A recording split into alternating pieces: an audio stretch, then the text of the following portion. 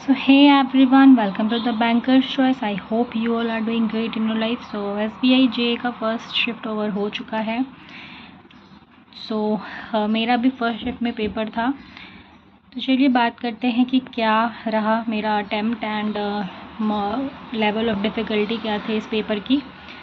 And sectional wise बात करें तो सबसे पहले आपका जीए ओपन होगा, then English, then quant and then reasoning. ठीक है. एंड लेवल ऑफ डिफ़िकल्टी की बात करें तो मुझे ये पेपर मॉडरेट टू डिफ़िकल्ट ही लगा. ठीक है. And now coming to each section. GA की बात करें तो देखो इस बार जीए में ऐसा हम लोग को जैसे देखने को मिलता था ना कि बहुत लंबे लंबे क्वेश्चंस रहते थे, 2-3 लाइन के क्वेश्चन या data based statement based question वैसा नहीं था. ठीक है.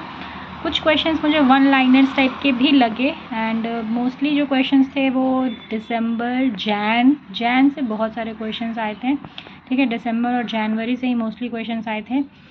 ठीक है. एंड मैं बात करूं कि मेरे अटेम्प्ट की, तो जीए में मैंने अटेम्प्ट किया है 30 out of 40 I guess, no 50 I think, या 50 क्वेश्चंस में 30 बनाया है. तुक्का मारा है मैंने, मारा इन द सेंस ऐसा नहीं कि बस नहीं आया तो भी, जहाँ मुझे 50% डाउट था, मीन्स जिसको बोलते हैं आप लोग कैलकुलेटिव रिस्क, वो लिया मैंने, जिसमें 3-4 मेरे गलत हो चुके हैं, मैंने देखा है. सो पेपर थोड़ा मतलब जीए का सेक्शन टफ भी था, इजी भी था, मुझे मिक्स्ड लगा. कुछ क्वेश्चंस डायरेक्ट थे, like Surya Kiran exercises type से पूछा था, वह संतोष ट्रॉफी का विनर कौन था, मतलब ऐसा क्वेश्चन भी आया था. ठीक है. तो ये जीए की बात हुई. देन इंग्लिश में इंग्लिश भी मॉडरेट लेवल था, इंग्लिश इजी नहीं था. ठीक है. बिल्कुल भी इजी नहीं था, मतलब लास्ट ईयर मैंने दिया था तो मुझे इंग्लिश थोड़ा इजी लगा था इससे, but as compare to last year English was tough. ठीक है. तो यहाँ पे मेरे इंग्लिश के अटैम्प्ट हुए हैं 28. ठीक है. Then now coming to the easiest section जो था क्वांट. बहुत इजी तो नहीं, मतलब इजी सेक्शन था. मेंस में जैसा हम लोग एक्सपेक्ट करते थे क्वांट में वैसा नहीं था, इजी था.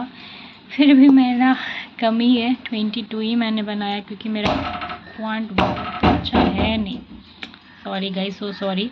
तो क्वांट में मैंने 22 बनाया है. ठीक है. और बना सकती थी बट मैं वो जो DI आई थी ना वो 8000 टोटल दिया हुआ था, वो वाला, उसमें पता नहीं मैं फंस गई थी या फिर क्या हुआ, मेरा गलत हो गया था, उसकी वजह से मुझे बहुत टाइम लग गया.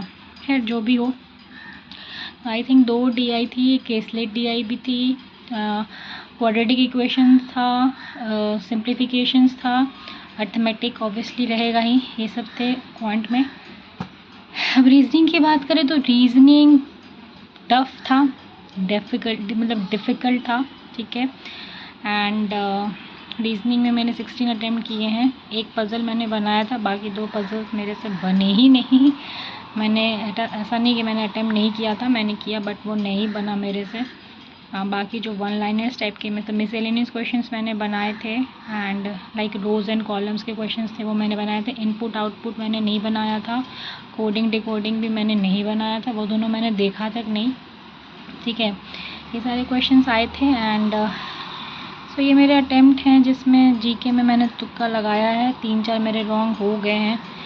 और अभी मेरा बॉर्डर लाइन पे है गाइस, अब पता नहीं मेरा बहुत आई डोंट नो मेरा क्या है रिज़ल्ट, जो भी होगा, बट मैंने अपना बेस्ट दिया. मैं इस बात को कह सकती हूँ कि मैंने जितना मैं कर सकती थी मैंने किया है. एंड मुझे बस एक चीज़ बताइएगा कि रीजनिंग में क्या सारे क्वेश्चंस मतलब ईच क्वेश्चन 1.25 मार्क्स के थे या फिर कुछ 2 मार्क्स एंड 1 मार्क्स ऐसा जो रहता है वो था, ये मुझे पता नहीं चला. ये प्लीज़ आप लोग बताइएगा कमेंट सेक्शन में. एंड आप लोग भी अपने अपने अपने अपने, मैं इतने दूर से आई हूँ, थक गई हूँ, फिर भी मैं सोची बना लेती हूँ वीडियो. क्या मैं बोल रही थी, हाँ, आप लोग अपने अपने अटेम्प्ट्स बताइएगा. ठीक है. कि आप लोगों ने कितने अटेम्प्ट्स किए हैं, एंड अपने स्टेट का नाम ज़रूर मेंशन कीजिएगा, कौन से स्टेट से आपने फील किया था. ठीक है. तो ये रहा मेरा ओवरऑल एनालिसिस और